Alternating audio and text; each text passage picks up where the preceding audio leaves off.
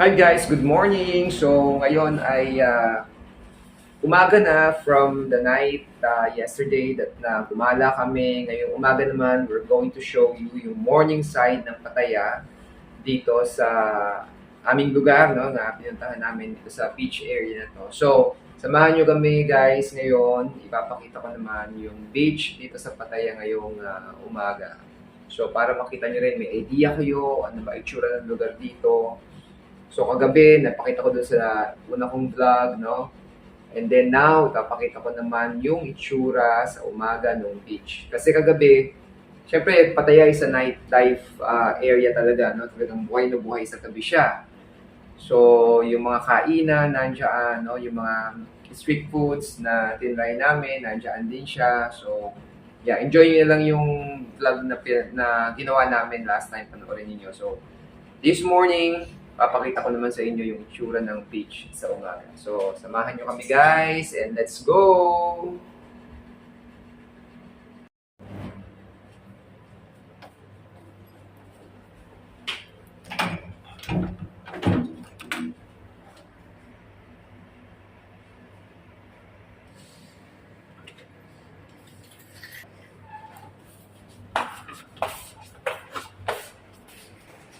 Ayan.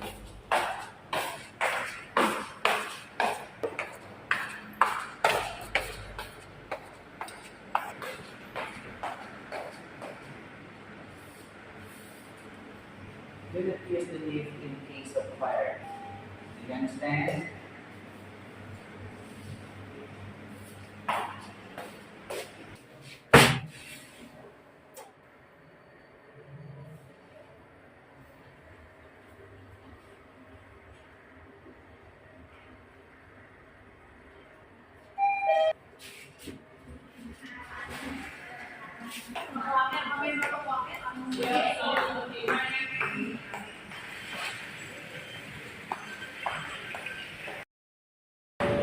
Yan guys. Good morning. Okay, kagabi dito kami lumakad-lakad. No? So sa gabi, of course, ilaw na mailaw dito. Buhay na buhay ang nightlife. Now, is already mga around ano lang yun, 7 o'clock. And wala lang mga lights. Of course, dahil morning. So alam niyo naman, sabi ko nga, Pattaya is a nightlife area. So ngayon puntahan natin yung beach. Let's go enjoy the beach in the morning here at Pattaya.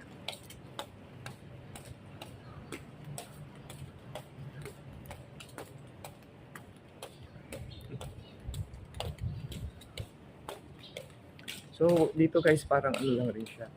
Parang Pilipinas naman siya. The weather, the place, no? Parang Pilipinas. But anyways, another culture, another place that we have to experience. Yan. Share ko. Actually, mga ibang lugar na ano napuntahan na namin, hindi ko pa, noong time na yun, hindi pa ako nag-vlog. So, hindi ko pa na-share yung iba. Sayang.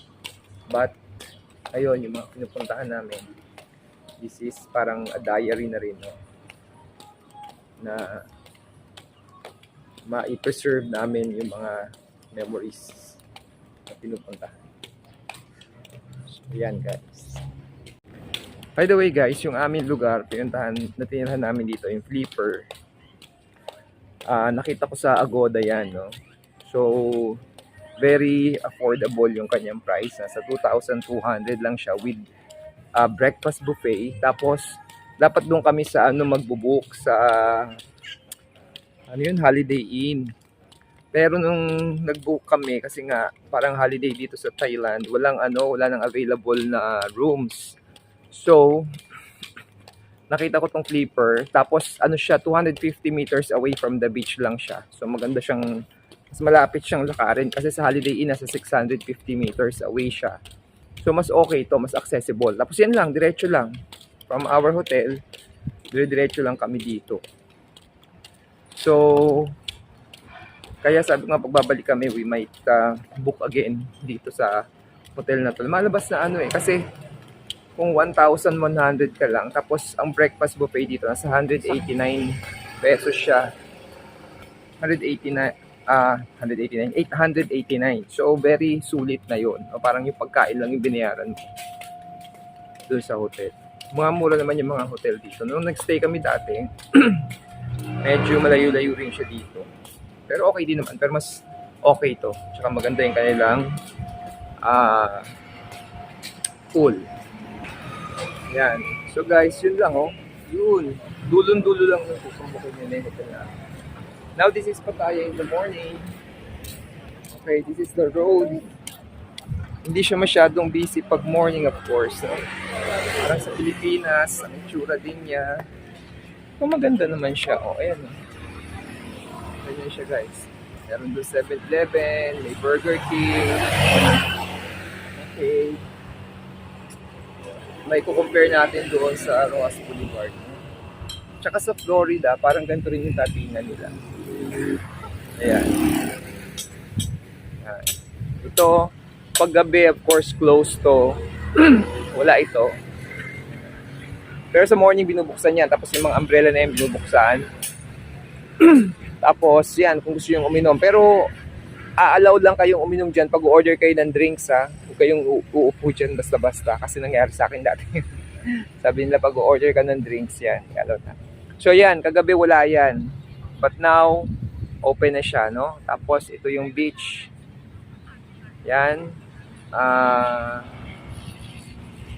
Yan, madaming mga ano, ano tawag dyan? Diba? Anong tawag nga dyan sa mga ano niya? Ha? Ano yung mga sasakyan?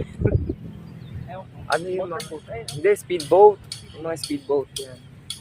Forgot it, sorry. Tapos yan, may mga ibon, kalapate. Tapos nandun yung kanilang mga buildings. No? So yan. Teka lang. Yan guys, so ganito, ang Pattaya. Ano naman siya? Yung sand niya is not like very white, no? It's like cream yung color. Parang dolomite nga ito. Pero crispy naman. So cream yung color niya. Ang problem lang dito, nakita ko, yung ibang mga pumupunta sa beach, hindi nila nililinis yung ano nila, pinagkainan. I don't know kung may maglilinis ito mamaya. Sayang naman kasi kagabi last night when we are here, ito namin yung mga nag-inuman dyan, pero hindi nila nilinis. Kaya ang nangyayari, parang yung mga ibon yung kumakain ng mga natitira. So, dito, walking ka lang if you want. Last time na nandito kami, yung mga nakita ko nag-ano swimming. Yung lumalangoy. Pero ngayon parang more on ano lang yung mga tao. Chillax lang sila dito. But of course, you can swim naman dito kung gusto mo. Yan yung dagat.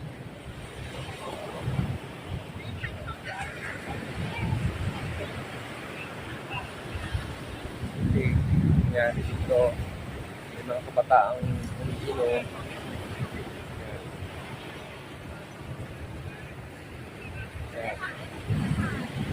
Nakita natin yung beach. Ayan, ganito yung kulay ng ano nila. Side nila. No? Okay.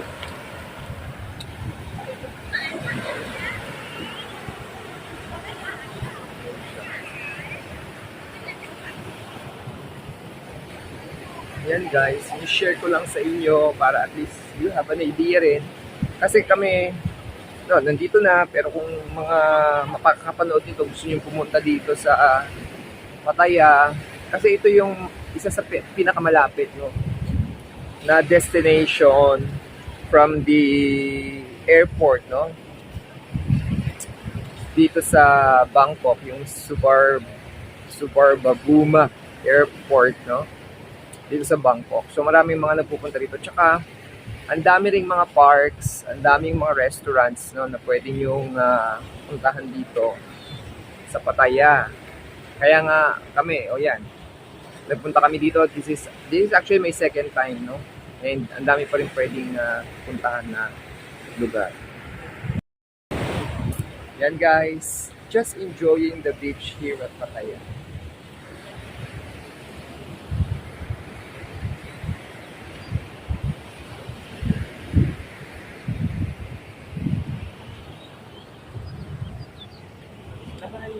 Wala pa. Aga pa kasi. Oh, ayan. What's your thought about Pattaya? Enjoy it?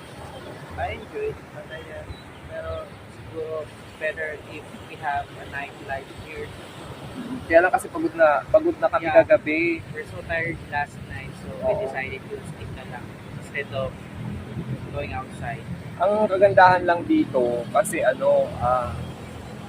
kagaya doon may service naman kami nakuha. Siyempre kaya lang kailangan you spend at least 2 to 3 days siguro para talagang ma-explore mo siya. Kasi kami mabilisan lang dahil we are just here, we're just here for a business trip. Sinama na lang namin yung weekend, no? Yung aming 2 days weekend para makapag-enjoy. And of course, on Monday and Tuesday, meron din kaming trabahong gagawin. But okay na rin, nice experience, no, na nakapag-beach kami dito or nakapag-pasyal kami dito sa Pattaya. So yun guys, yun lang muna yung vlog ko for this part. And meron pa kami uling pupuntahan, no? Mamayang gabi, we will be doing a river cruise. So another adventure yun guys, samahan nyo kami. But of course, mamaya magbe-breakfast kami. Ipapakita ko sa inyo yung breakfast buffet doon sa aming hotel para, again, alam nyo rin kung ano yung mga expect ninyong pagkain pagpunta nyo rin. So yun lang guys. Thanks for watching. Bye-bye. Yan guys. Yan, another trip in view of the beauty of Pattaya.